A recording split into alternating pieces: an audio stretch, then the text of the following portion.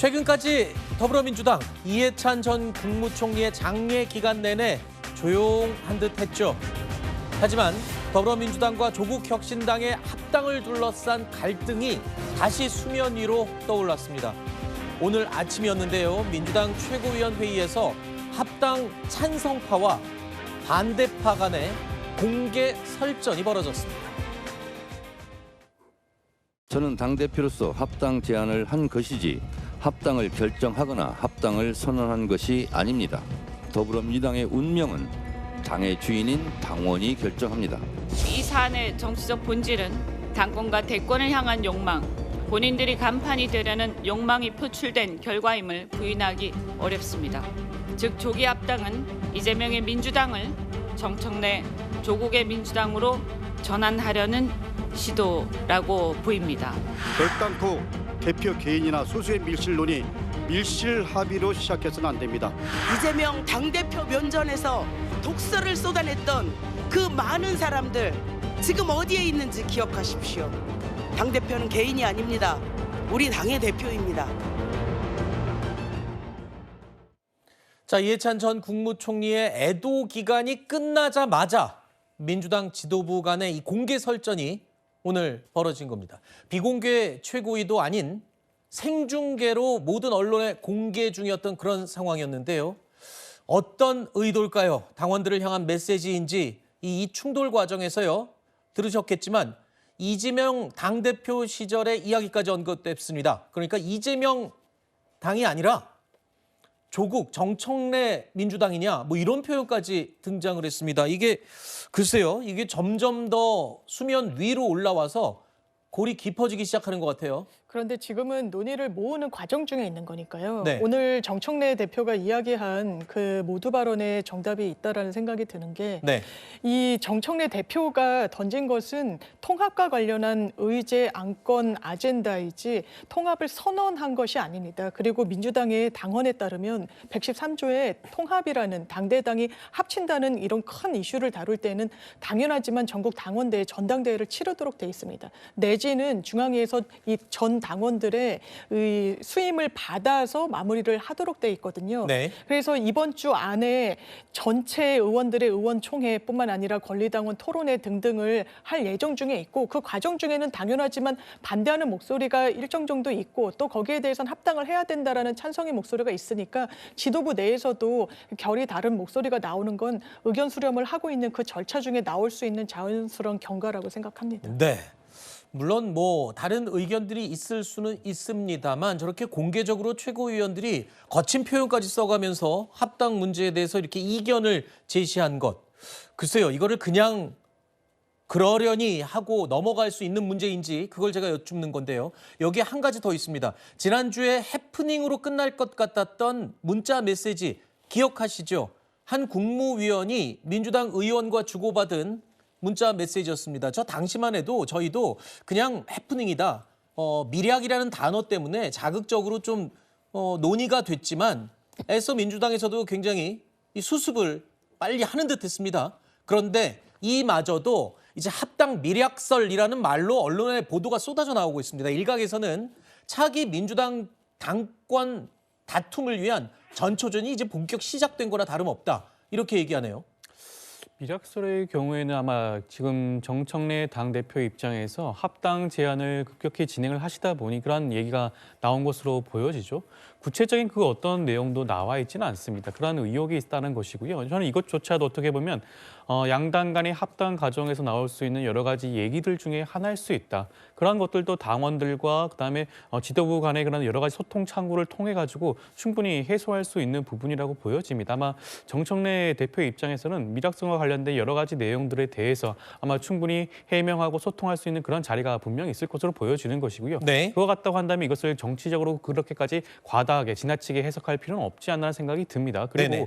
만약에 밀약이 있다고 한들 이러한 것이 합당의 그런 과정에서 어떤 문제점을 야기할지는 아마 전 정청래 대표라든가 조국 대표 충분히 잘 알고 있을 것으로 여겨집니다. 네. 이런 것들은 영원히 비밀로 이어질 수가 없는 것이거든요. 네. 지선 과정에서 그리고 합당 이후에 당 지도부를 구성하는 과정에서 분명히 불거질 수밖에 없는 문제이기 때문에 밀약설이라고 표현하는 것 자체가 굉장히 지나친 해석이 아닌가라는 말씀을 드리고 싶습니다. 네. 어찌 됐든 간에 이 합당 제안은 굉장히 깜짝 놀라게 진행된 건 맞습니다. 자, 이렇게 깜짝 합당 제안을 했던 정청래 대표, 계속해서 이 당원들의 뜻에 따르겠다라는 입장을 강조하고 있죠. 자, 그렇다면 지지층, 이 민주당 지지층의 생각은 지금 어떨까요? 여론의 움직임 말입니다. 지난주에 공개된 여론조사 결과 살펴보겠습니다.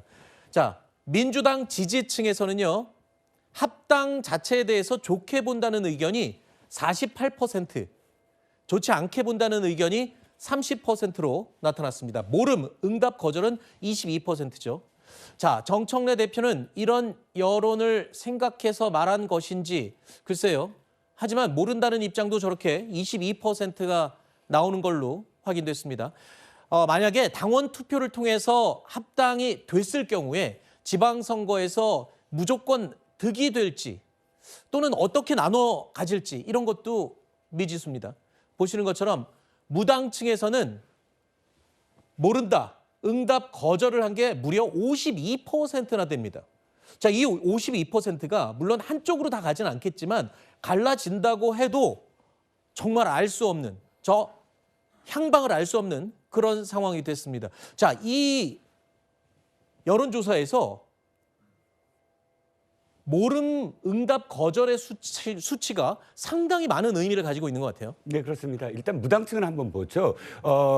모름, 응답, 거절이 가장 많잖아요. 네. 근데 이제 보통 우리가 무당층이나 부동층이라고 부르는 그런 층들은 뒤늦게 결정을 합니다. 모든 어떤 정치적인 그런 뉴스들과 또 정보들 다 취합해서 이게 이렇게 되는구나라고 판단을 좀 뒤늦게 하는 층이 부동층이거든요. 네. 무당층도 좀 비슷합니다. 그래서 무당층 쪽에서 이렇게 높은 건 어느 정도는 이해가 갑니다. 그런데 지금 보여주신 것 중에 가장 눈여겨볼 대목이 민주당 지지층에서 무당층이 그러니까 그 모름이 네. 22%나 된다는 거예요. 네. 이게 어떤 의미냐면 보통은 민주당을 적극적으로 지지하는 그런 층들인데 그럼에도 불구하고 당대표가 지금 적극적으로 제안을 했는데 그거 판단 유보. 22%가? 22%가 네. 판단 좀 나중에 하겠어? 아니야, 나는 응답 거절할래. 이건 어떤 의미에서는 소극적 반대다라고 봐야지 소극적 찬성인데 모른다라고 대답하진 않는다는 거죠. 자, 여기서 민주당 지지층의 설문조사를 지금 유의 깊게 봤습니다. 그러니까 22%가 모른다는 것. 당 대표가 합당 얘기를 제일 먼저 꺼냈는데 22%가 모른다는 겁니다. 네. 이 의미 어떻게 보실까요? 그런데 이 20%를 조금 넘는 이 비율이 논의의 과정을 지켜보면서, 왜냐하면 전격적으로 이 의제가 던져진 부분이 있으니까요. 네. 의견을 유보하고 이 공론화가 모여지는 이 과정을 지켜보겠다는 그런 수치로 굉장히 높은지 의문이고요. 네. 더 유의미한 수치는 사실 좋게 본다라는 것이 민주당 지지층들, 민주당 구성원들 사이에서는 50에 가깝게 나온다는 거 아니겠습니까? 네. 기본적으로 조국혁신당은 민주당과 뿌리를 같이 하고 있습니다. 안 된다라고 하는 논리 중에 이 부분이 민주당의 쇄빙선 역할을 하겠다고 했기 때문에 추구하는 정책, 그리고 어떤 정치적인 신념이 많이 다른 것처럼 이야기하고 계시는 분들이 있습니다만 네. 지금 보수 진영까지 아우르겠다고 하는 이재명 정부에서 이해운 전 의원 같은 분도 모시려고 하고 많은 문을 열고 있는데 조국혁신당과 그걸 할 수 없다? 정책적인 결이 다르다? 지향점이 다르다? 이 논리는 당내에서는 많은 소구력을 갖긴 어려워 보입니다. 그렇군요. 자, 그러나 이 합당 제안은 정청래 민주당 대표가 먼저 했습니다. 합당을 둘러싼 민주당 내부 갈등은 본격적으로 시작이 되고 있죠. 자, 그러니까 먼저 제안을 해놓고선 조국혁신당 입장에서 보면 불편한 심기를 감출 수가 없습니다. 왜 합당을 먼저 하자고 해놓고 우리들을 자꾸 그 논란, 당내 논란에 끌어들이려고 하느냐, 뭐 이런 입장이죠.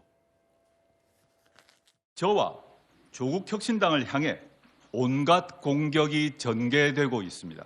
저는 인내하고 또 인내하고 있습니다. 민주당의 내부 이견이 해소될 때까지 조국혁신당은 기다릴 것입니다. 그러나 그 과정에서 무당인 조국혁신당을 제 멋대로 활용하지는 말아 주십시오.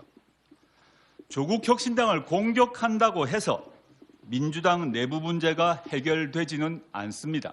다시 한번 명확하게 밝힙니다. 미략 따위 없습니다. 특히 최근 일부 친여 성향의 온라인 커뮤니티를 중심으로요. 조국 혁신당에 400억 부채가 있다. 뭐 이런 부채설이 제기가 됐습니다. 자, 이런 얘기까지 나오면 조국 혁신당의 조국 대표는 기분이 좋을 리가 없습니다. 그렇죠? 자, 이게요. 조국 대표 즉각 사실이 아니다라고 반박을 했는데 굉장히 억울할 수밖에 없어요. 사실과 다르다고 한다면 조국 대표 입장에서 굉장히 불쾌할 수 있는 얘기겠죠. 네. 조국 혁신당의 지금 원내 교섭단체가 아니다 보니 아무래도 그와 관련된 부채가 있을 것이 아니냐라는 그런 추정을 많은 분들이 하셨던 것 같습니다. 그러다 네. 보니 그런 의견들이 나왔던 것 같고 분명하게 그런 부분은 없다라고 밝혔으니 그런 것에 대해서는 더 이상 현혹될 필요는 없을 것으로 보여지는 것이고요. 네.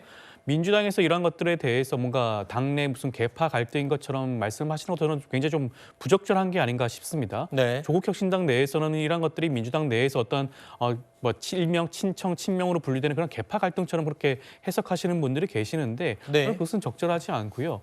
이번 어떻게 보면 합당을 제안한 것이고 그 제안 과정에서 당내 여러 가지 이견은 표출될 수가 있는 것입니다. 네. 건강한 민주정당이라고 한다면 충분히 그럴 수가 있는 부분이고요. 그것에 대해서 조국 혁신당 내부에서조차 합당을 전제로 얘기를 나누고 있는 상대방 정당에 대해서 흡사 국민의힘에서 비판하듯이 함께 비판하는 그런 지점을 비판하는 것은 저는 좀 적절하지 않아 보이고요. 네. 민주당 내부에서는 당내 여론을 중지를 모아서 합당의 여부에 대해서 결정하고 그 이후에 절차를 진행할 것이라는 말씀을 드리고 싶습니다. 알겠습니다.